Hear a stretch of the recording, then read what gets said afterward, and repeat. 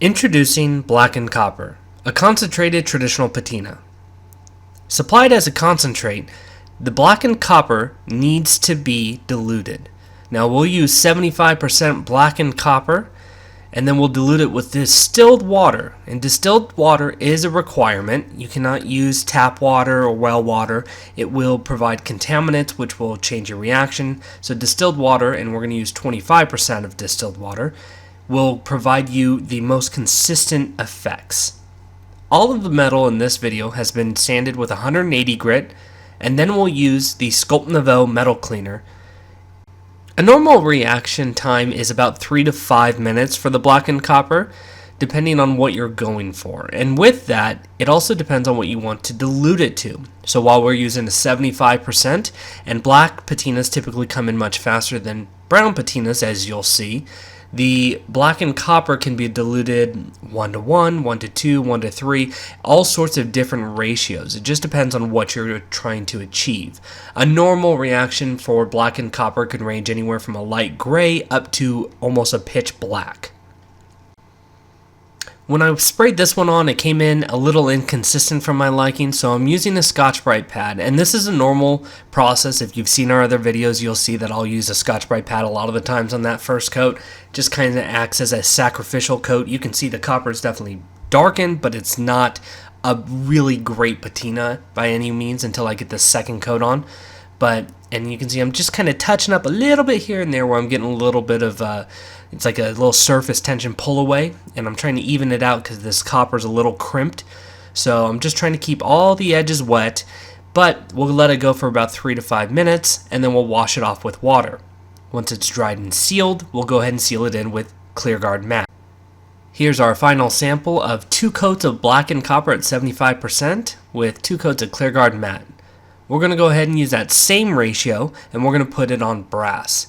Now, even though it's called blackened copper, it doesn't necessarily mean that you're going to get black every time. That comes down to reaction time, application coats and method, as well as the dilution. So play with it to figure out where you actually need to be on those variables in order to get the finish that you need to achieve. The other thing you can do is put a ClearGuard black or Everclear black, a patina stain black. So a lot of the times if I have to get black, like as black as it's going to go, then I'll use the tinted clear coats in order to get it that dark. And so that's what we're going to do here. So we did 1 coat of the blackened copper at 75%, and then we're effectively going to put on 2 lightish coats of the ClearGuard black to kind of nudge it even darker. So a lot of the times you can just do 1 coat of patina and a couple coats of the patina stain. And you can see this has ended up being a really dark brown. But if you do 2 coats of the blackened copper, 2 coats of the ClearGuard black, you can get it even darker. So we're just trying to show you different options when you go to put some of those layers on, depending on how you want to build it up. And this is a piece of bronze, and we're going to do 2 coats of the blackened copper at 75%, but we'll use ClearGuard matte. And you'll see that their finishes are pretty similar. So if you do a couple coats, 2 to 3 coats of the blackened copper, for example, and then a couple coats of the ClearGuard black, then it just keeps going darker and darker. I find there's a diminishing return on how many more coats of reaction patina, so the blackened copper in this case.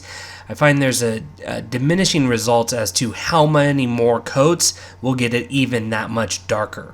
So this sample we're using a little brush, a little cheapo brush to kind of keep the surface wet and kind of move it around. Sometimes it gives you a nice little modeling. It's like almost even, but it's got a little character, so it's a middle ground between Scotch-Briting and not Scotch-Briting.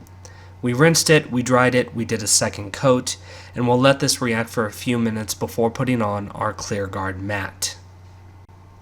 And here we have our final piece of bronze with 2 coats of the blackened copper and some ClearGuard matte. You can see it's very similar to the previous one we did. So now we're going to talk about baths. This is a 20% blackened copper, and then we'll do 80% distilled water. It just so happens with bath patinas, or immersions, however you want to call it, you want to kind of inverse the ratios to how much patina. So previously we did 25% distilled water, now we're doing 20% patina. So it's kind of switched, and that's pretty normal going, 1 to 4, 1 to 5. Sometimes you go up even to like 1 to 8. It really just depends on how long you want it in the bath, how many dips, and what you're trying to achieve. So we're going to switch this over into a smaller tube, and we're going to take a small piece of brass bar, and we'll go ahead and dip it in. Baths are very interesting on timing as well. Baths, you really have to do a couple tests to get everything right between ratio and timing.